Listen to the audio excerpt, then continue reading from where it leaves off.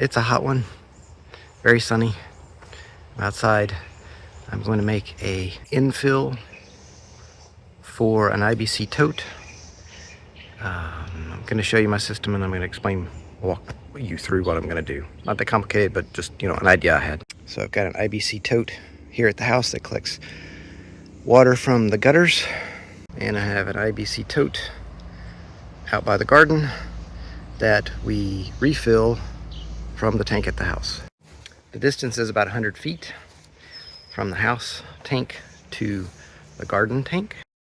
And the IBC totes have these banjo cam connectors on them to start with. They also have threads, but the banjo cams, which look like this.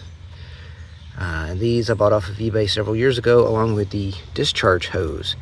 This collapses down, it's fairly flexible, it doesn't take up a lot of room, and it's very inexpensive. To transfer the water from one tank to the other, this is an old pool pump that I bought at an auction for like $35. I fitted the banjo connections on the intake and the output. This is not the correct orientation. I have to change one of them. And we use the discharge hose to pump it from one to the next. As the discharge hose sits here, you can see that it is flexible and it is not rigid. So anytime that there's an opportunity for it to bend, it will, and it will kink. So moving water from ground level to the top of an IBC tote can become problematic. So my intention is to use some 2-inch PVC, have a banjo cam fitting on the bottom, feed it up to the top of the IBC, over the top of the IBC, and down into the fill hole, and that will be a permanent fixture.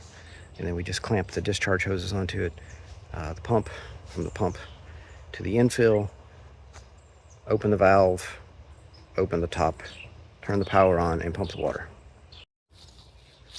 Why waste all this time moving water from one place to the other?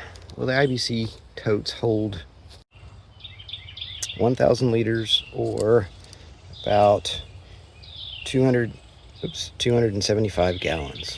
Based on the square footage of my roof, in a 1/4 inch of rain, I can fill one of these totes up just for the square footage that feeds this particular downspout of the gutter on this corner of the house.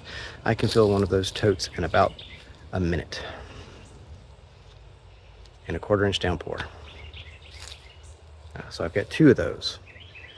That is enough water for my garden for a week per tote. So if we have 2 weeks worth of drought, which we often do down here in Georgia in the summer, we can use that water to keep our garden watered. The IBC tote at the garden is raised up on cinder blocks, and then the garden itself is downhill. So we have created a little bit of head. I forget the numbers off the top of my head. Hopefully I'll remember enough to put the numbers up on the screen. It's not a lot.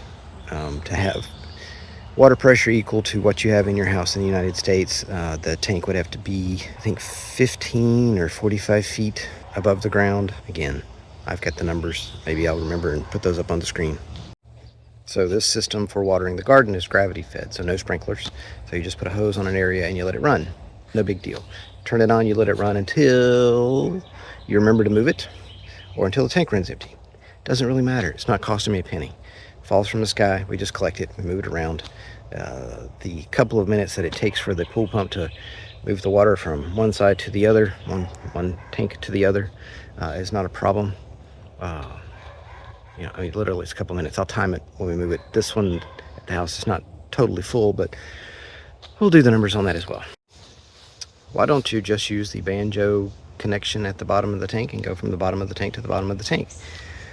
I don't remember how much pressure the pool pump produces, and I don't want to rely on it pushing up 275 gallons of water. It's simpler. I'd say it was most efficient. It's simpler for me to pump the water into the top of the tank and let it fill from the top up, or from the bottom up to the top. And PVC is inexpensive. So far, everything is very inexpensive. I bought the IBC totes for about $75 a piece somewhere about 15 years ago. They're holding up. One of the valves has got a little bit of a leak. The discharge hose I got on eBay for, I think it was 100 feet for 30 cents a foot, something along those lines. Is that right? Yeah. The couplers were inexpensive. I bought a set, male, female, male, female, male, female, to go along from the same vendor as the discharge hose. And I think they were $10 a set, something along those lines. I'll see if I can dig that up in my old email records and put that information up here on the screen. The pool pump was $35. The PVC, I think I spent, let's call it 20 bucks. So, relatively inexpensive. We're gonna take this 2-inch piece of PVC and cut it up to make it look like this.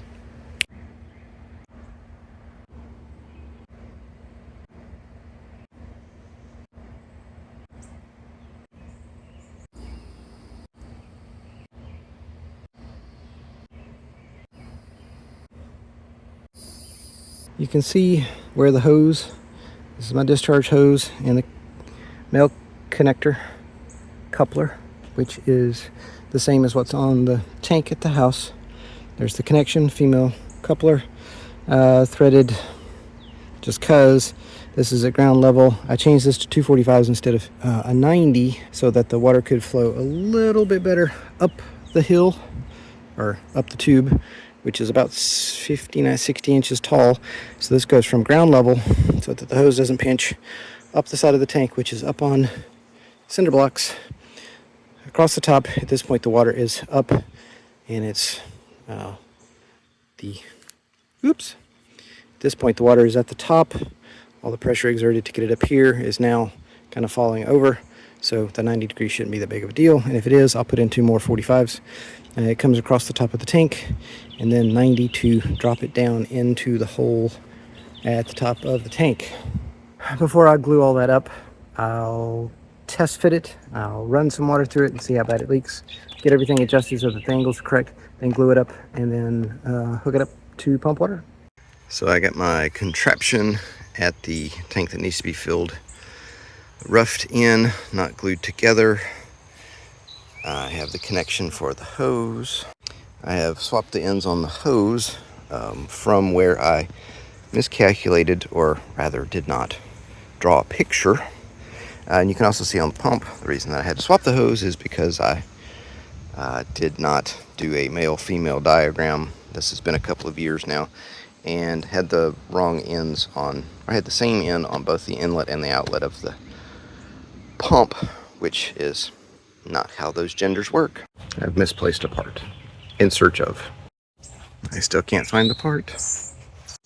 Okay, I found a part, not the part I was looking for. I happen to have this one. And I test this now. I can hook the hose from the tank at the house to the pump for water to come in. Now we're going to work on the outlet.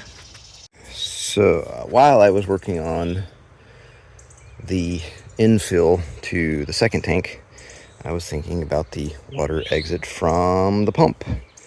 We have a similar issue. So we have the connection here, male, female, and this actually stands up, and this is in the Z-axis, so this way. If I were to connect the hose straight to that, it would bend. So trying to do a transition to ease the water out, got a 90, which is probably not the best. I'm going to come out to a 45 and then down to the ground at a 45 so that this is laying on the ground and the hose can connect to it directly like that without having any extra kinks in the hose. Now I've got to measure these pieces, get them cut and put them together. So I was shooting for something like that. It seems silly, but it should help the hose not kink up, which was the problem I had last time. And by the way, when buying PVC at the local hardware store, a 2-foot piece of 2-inch, I don't remember if it was Schedule 40 or what it was, a 2-foot piece was $11.99, whereas a 10-foot piece was $22. So if you do the math on that, for twice the money, I got 5 times the amount of PVC. Now, will I ever use it? Yes. So save money. Okay, so I'm preparing for an initial test run. Nothing is glued together. Trying to empty the tank before it rains today so I can refill it. So connected at the tank. Here's the hose. I kind of arc the hose up the yard a little bit to keep the kinks out of it. I am connected to the pump. I am exiting the pump. I'm connected to the hose, which, yeah, this is a mess. That would be a problem.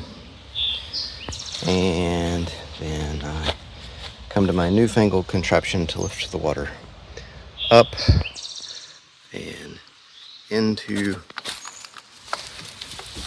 the tank, like so.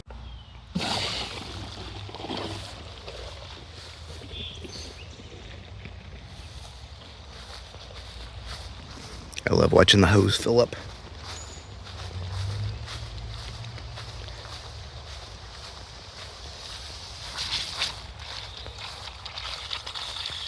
I may need a new gasket. So the test fit blew out. And remember to put all of your tools uphill from water, because they would be sitting in a puddle now. So I'll glue this piece up since it's not going to hold. I should have started a stopwatch just to see how long it takes. I ended up not gluing that one connection. I just made sure that it was press fit. I still have a problem with kinks, so I may fix that real quick. So the pump's cycling off because it doesn't have enough water coming in because the tank's almost empty.